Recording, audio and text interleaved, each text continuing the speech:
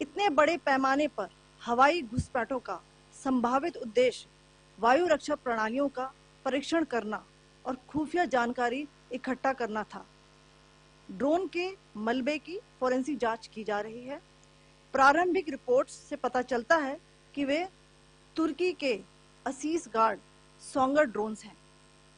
इसके उपरांत रात में पाकिस्तान के एक सशस्त्र यूएवी ने भटिंडा सैन्य स्टेशन को निशाना बनाने की कोशिश भी की, जिसे पकड़ा गया और उसे निष्क्रिय कर दिया गया। पाकिस्तानी हमले के जवाब में पाकिस्तान में 4 हवाई रक्षा स्थलों पर सशस्त्र ड्रोन्स लॉन्च किए गए।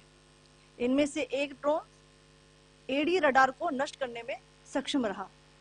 पाकिस्तान ने जम्मू कश्मीर के तंगधार, उरी, पुंछ, मेंढर, राजौरी, अखनूर और उधमपुर में भारी कैलिबर आर्टिलरी गन और सशस्त्र ड्रोन्स का उपयोग करके नियंत्रण रेखा के पार गोलीबारी भी की, जिसके परिणाम स्वरूप भारतीय सेना के कुछ जवान हताहत हुए और घायल हुए। भारतीय जवाबी कार्रवाई में पाकिस्तानी सेना को भी बड़ा नुकसान पहुंचाया गया। इसके अलावा पाकिस्तान का गैर जिम्मेदाराना व्यवहार फिर से सामने आया।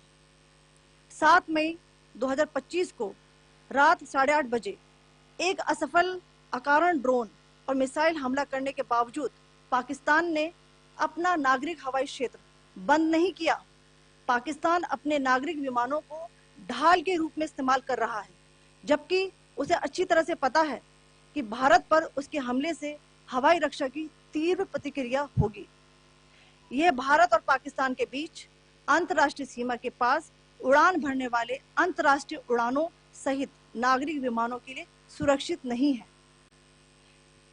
यहाँ स्क्रीन शॉट में पंजाब सेक्टर में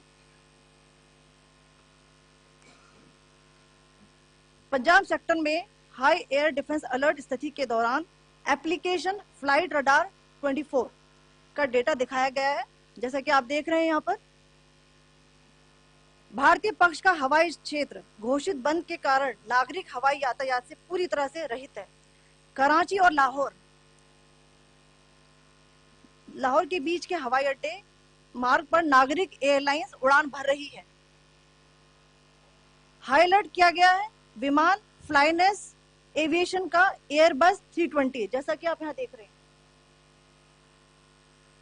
जो कि शाम को 5:50 बजे दमम से शुरू हुआ और रात को 9:10 बजे लाहौर में उतरा। ये सारा डिटेल्स आप यहाँ देख रहे हैं, ये डिटेल्स यहाँ लिखा हुआ है। Can you see this?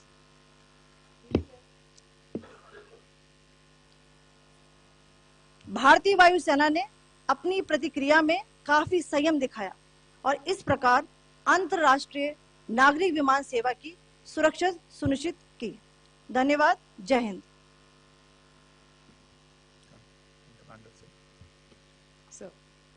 Good afternoon to you all.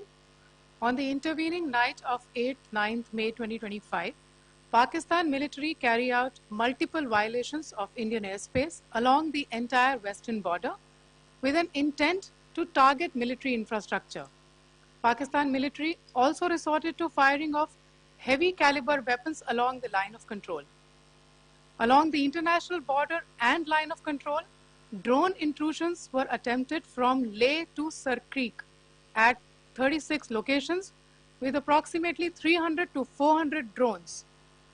Indian Armed Forces brought down a number of these drones using kinetic and non-kinetic means. The possible purpose of these large-scale aerial intrusions were to test the AD systems and gather intelligence. Forensic examination of the drone debris is being undertaken. Preliminary reports suggest them to be of Aziz Guard Songa drone of Turkey. Later in the night, an armed UAV of Pakistan attempted to target Bhatinda military station, which was detected and neutralized. In response to the Pakistani attack, armed drones were launched at 4 air defense sites in Pakistan. One of the drones was able to destroy an AD radar. Pakistan also carried out artillery shelling across the line of control using heavy caliber artillery guns and armed drones at Tangdhar, Uri, Poonch, Mendhar, Rajouri, Akhnur, and Udhampur in Jammu and Kashmir area, which resulted in some losses and injuries to Indian Army personnel. Pakistan Army also suffered major losses in Indian retaliatory fire. Additionally, Pakistan's irresponsible behavior again came to fore. Pakistan did not close its civil airspace despite it launching a failed unprovoked drone and missile attack on 7th May at 8:30 hours in the evening. Pakistan is using civil airliners as a shield, knowing fully well that its attack on India would elicit a swift air defense response.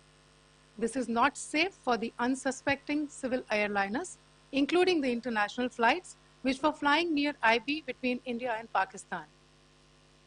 The screenshot we just showed and we shall share with you, it shows the data of the application Flight Radar 24 during a high air defense alert situation in the Punjab sector. As you have seen, the airspace on the Indian side is absolutely devoid of civil air traffic due to our declared closure. However, there are civil airlines flying the air route between Karachi and Lahore. Amongst the other civil aircraft that you can see, we have highlighted an aircraft which is Airbus 320 of Flynas Aviation, which was originated from Dammam at 1750 hours and landed later at Lahore at 2110 hours in the night. Indian Air Force demonstrated considerable restraint in its response, thus ensuring safety of international civil carrier.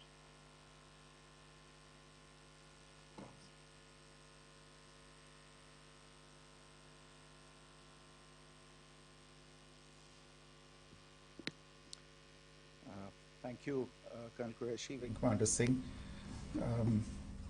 I have just a few points to share in addition. कल रात की पाकिस्तानी सेना की कायरतापूर्ण गतिविधियों से आपको colonel Qureshi और विंग कमांडर सिंह ने पहले ही अवगत करा दिया गया है. These provocative and escalatory actions that were taken by Pakistan last night were targeted at Indian cities and civilian infrastructure, in addition to some military targets. The Indian armed forces responded proportionately, adequately and responsibly. ये जो हमले हुए कल रात को भारतीय सैन्य इकाइयों ने पर्याप्त रूप से और एक जिम्मेदाराना रुख अपनाते हुए इन हरकतों का उत्तर दिया. What I want to underline is that the official and blatantly farcical denial of these attacks that Pakistan carried out by the Pakistani state machinery is yet another example of their duplicity and the new depths that they are plumbing in their quest for disinformation. The other point in the same vein is Pakistani claims that they did not target or attack any religious places. You would recall that yesterday I shared with you an incident related to the attack on a Gurdwara in Poonch. Instead of owning up to these attacks, Pakistan made the preposterous and outrageous claim that it was the Indian armed forces and the Indian Air Force that was targeting cities like Amritsar and trying to put the blame on Pakistan. This is nothing but a desperate attempt by Pakistan to disown its acts of aggression, but it is also true to type in its effort to deceive and mislead the world. It will not succeed. The Gurdwara in Poonch in particular was attacked by Pakistan, and some local members of the Sikh community, including a Ragi of the Gurdwara, lost their lives in this incident, as I shared yesterday. TV पर आप इस हमले के चित्र देख सकते हैं. In addition, that we would attack our own cities is the kind of deranged fantasy that only the Pakistani state can come up with. Perhaps they do it because they are well versed in such action as their history would show. The last point I wanted to make this evening is again this disinformation that is coming from Pakistan about India targeting the Nankana Sahib Gurdwara through a drone attack. This is again yet another blatant lie and part of Pakistan's disinformation campaign. As we saw in the Pahalgam attack, Pakistan is again trying desperately to impart a communal hue to the situation with an intention to create discord. Again, we are not surprised. India's steadfast unity in itself is a challenge to Pakistan. Let me stop there. I have time only for a few questions and be happy to try and answer them. First, I call Siddhant. Siddhant, please. Hi, sir. I'm Siddhant from Beyond. So this is Siddhant, behind, please. The other Siddhant. yes. Hi, sir. I'm Siddhant from CNN News 18. Sir, I only want to know from you the status of Kartarpur corridor. Is it open or not? If you can. I think you're all aware of the situation along the entire India-Pakistan border and the areas around the line of control. In view of the existing security scenario, the services of the Kartarpur Sahib corridor have been suspended till further directions. We'll update you as and when there is a change in the situation. We have a question here. Rishabh. So, good evening, Rishabh from Times Now. So, you spoke about religious places being hit in Jammu. There's another religious place which is a Carmelite nun church that has been hit. What do you have to say about it? If you can explain that to us. Yeah, actually, we do have some information about this extremely regrettable and condemnable incident during heavy shelling across the line of control in the early morning of 7th May. A shell fired from Pakistan landed just behind the Christ School run by the Carmelites of Mary Immaculate congregation in Puj. Tragically, the shell fired from Pakistan hit the home of 2 students of the Christ School. Both students unfortunately lost their lives and their parents were severely injured. Another Pakistani shell struck a Christian convent of nuns belonging to the congregation of the Mother of Carmel, damaging water tanks and destroying solar panel infrastructure. Several priests, nuns, school staff and local residents took refuge in an underground hall beneath the Christ School during the shelling by Pakistan. The school happened to be closed at the time, fortunately. Otherwise, more losses would have occurred. Again, we have seen the Pakistani side targeting and shelling places of worship with a particular design. This includes gurdwaras, these convents and temples. This is a new low even for Pakistan. We have a question here. Pranay.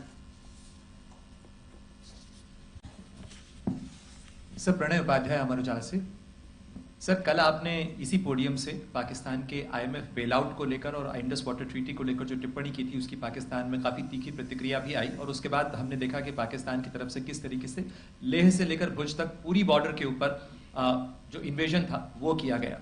मौजूदा situation के अंदर पाकिस्तान के bailout package को लेकर और पाकिस्तान के इन attempts को लेकर आपका क्या असेसमेंट है? और दूसरा ये भी जानना चाहेंगे कि पाकिस्तान की तरफ से ये जो अटेम्प्ट किया गया था उसका भारत ने अभी तक उस तरीके का कोई जवाब नहीं दिया गया है, तो क्या भारत इसका जवाब देगा जो कार्रवाई हुई है बीते 24 घंटों में?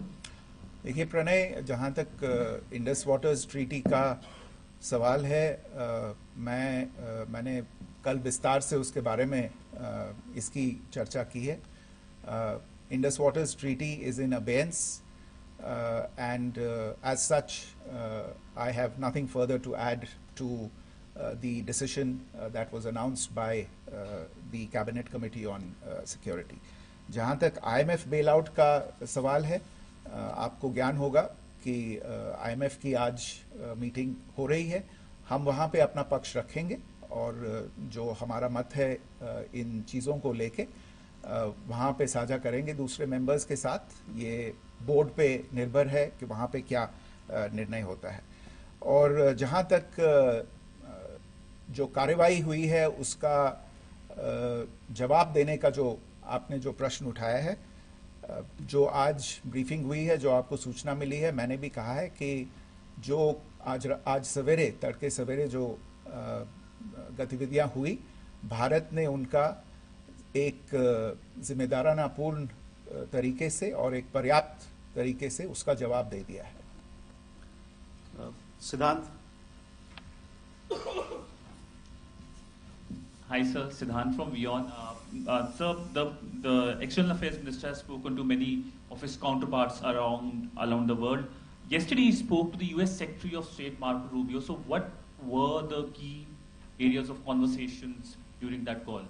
Yes, the minister had a conversation with the U.S. Secretary of State. As you can imagine, the focus of discussions was the terrorist attack in Pahalgam and the response that India mounted after that on the 7th of May. The Secretary of State shared his thoughts on these developments with the minister. The minister deeply appreciated the US's commitment to work with India in the fight against terrorism, and he also underlined the targeted measures that India had taken in connection with Op Sindoor. The minister also underlined that India would firmly counter any attempts at escalation from there. But in follow-up to that, as you are aware, there have been a number of other conversations. The minister had a conversation with the UK Foreign Secretary, David Lammy, today. There too, the discussion centered around countering terrorism, for which there must be zero tolerance.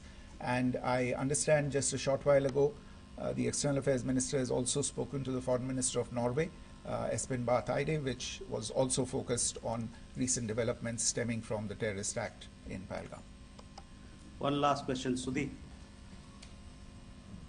Sir, Foreign Secretary, thank you for doing this. Sudhi Ranjan from Bloomberg.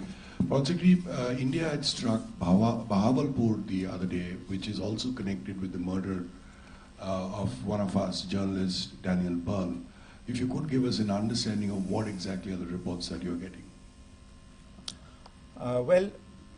You're right. Bahawalpur is the headquarters of the Jaish-e-Mohammed terrorist group that is proscribed by the United Nations. Its leader, Maulana Masood Azhar, is a proscribed individual. It is, you brought up the connection with the tragic death or killing of Daniel Pearl of the Wall Street Journal. The Jaish-e-Mohammed was in some way directly or indirectly responsible for the death of Daniel Pearl. But the real connection is through Ahmed Omar Saeed Sheikh, the British Pakistani jihadi who was held in India but was finally released in 2000, and he was the person who lured Daniel Pearl to his eventually leading to his murder. So these are all obviously connected figures, connected individuals, connected institutions, and the attack on Bahawalpur, on that facility of the Jaish-e-Mohammed in Bahawalpur is, I would imagine, a fitting part of this unfortunate incident. Thank you all. Thank you, sir. With that, we come to the closure of this press briefing. Thank you very much.